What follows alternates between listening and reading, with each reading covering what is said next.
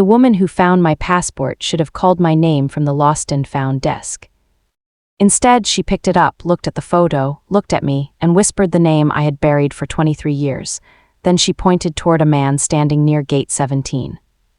"Don't let him see you," she said. I had never seen that woman before in my life. At least I thought I hadn't. "My name is Daniel Carter." That's the name I had used since I was 14 years old.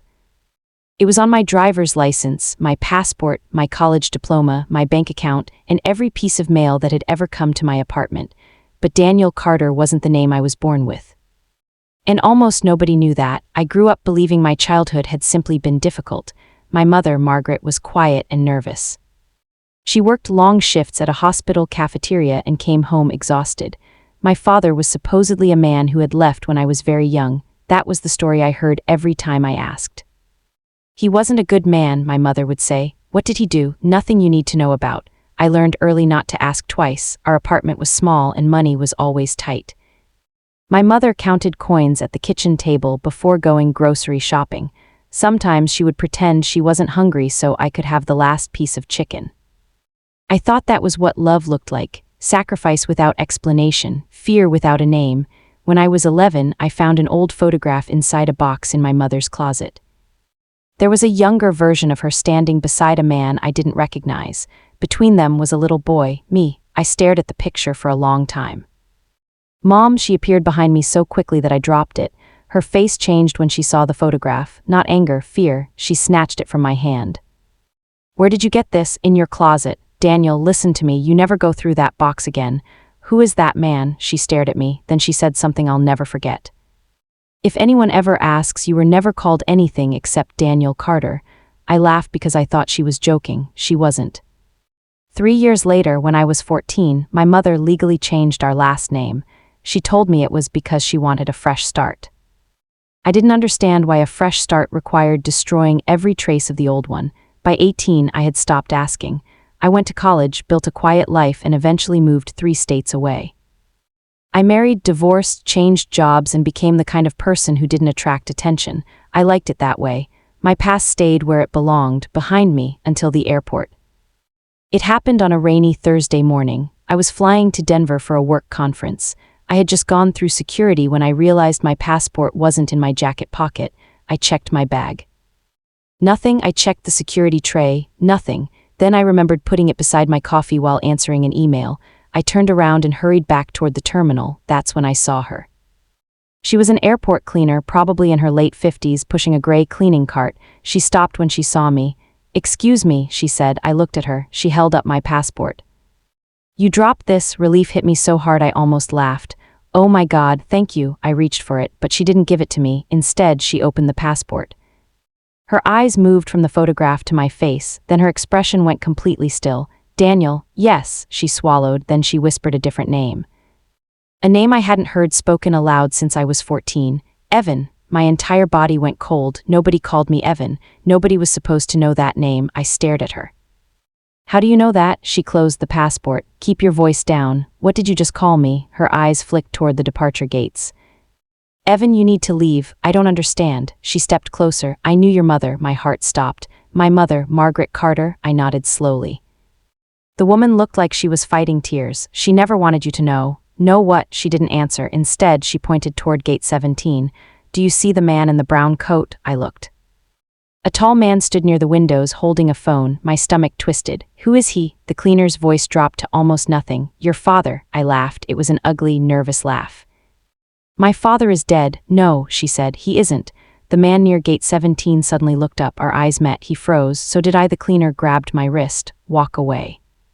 "Don't run." "Why?" "Because if he realizes you know who he is, everything changes." I wanted to demand answers, but the man's face had already begun moving toward us. The cleaner pushed my passport into my hand. Then she said the sentence that changed my entire understanding of my childhood. "Your mother didn't hide your father from you because he abandoned you." She looked directly into my eyes. "She hid you from him." I couldn't breathe. The man was getting closer. I stepped backward. "Why?" The cleaner's eyes filled with tears. "Because your father wasn't supposed to know you survived." The airport suddenly felt impossibly loud. Announcements echoed overhead. Suitcases rolled across the floor. People laughed, talked, and rushed toward their gates. and somehow in the middle of all that noise I could hear my own heartbeat. The man stopped about 20 feet away. He was staring at me, then he said my childhood name, Evan. I couldn't move. For 23 years I had believed my mother had been protecting me from a bad man. Now I realized she had been protecting me from something much worse. The cleaner stepped between us. "You need to go," she whispered, but I didn't. For the first time in my life I wanted the truth more than I wanted safety. I looked at the man. "Are you my father?" He stared at me.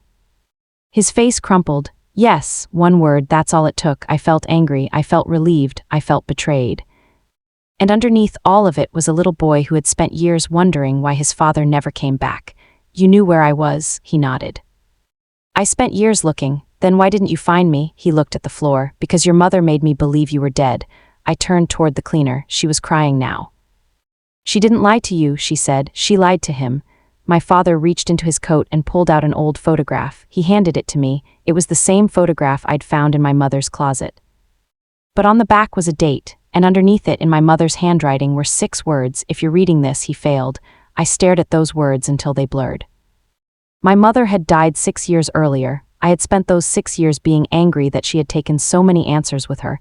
Now I understood. She hadn't taken them, she had carried them. Because sometimes parents don't protect their children by telling them the truth. Sometimes they protect them by becoming the only person who can carry the lie. I never learned every detail that day.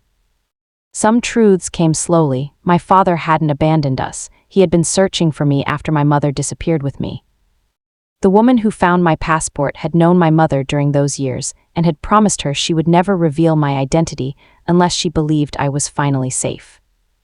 And apparently that morning she decided I was ready. I didn't forgive my mother immediately. I didn't forgive my father either, but I eventually understood something important. My entire life I thought my hidden name was proof that I had lost part of myself. It wasn't. It was proof that someone had fought to keep me alive long enough for me to choose who I wanted to become. I kept the passport, I kept the old photograph, and I kept the name Evan, not because I wanted to go back.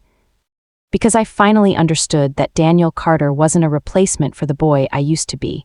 He was the man that boy survived long enough to become. And sometimes the truth doesn't arrive with a dramatic letter or a confession. Sometimes it comes from a stranger holding your passport in an airport, whispering the name you thought the world had forgotten. And sometimes, when she points toward the person you've spent your whole life believing was gone, you realize the person you were running from was never the one you needed to fear.